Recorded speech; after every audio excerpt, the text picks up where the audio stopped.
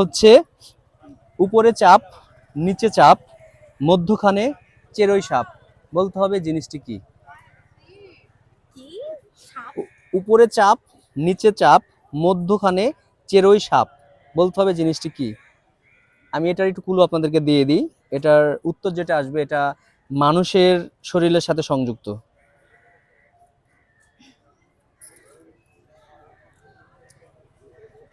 আমি আরেকটু সহজ করে দিই আপনাদেরকে। এটা আমাদের ঘাড়ের উপর থেকে মাথার চুল পর্যন্তই এটার উত্তরটা আছে।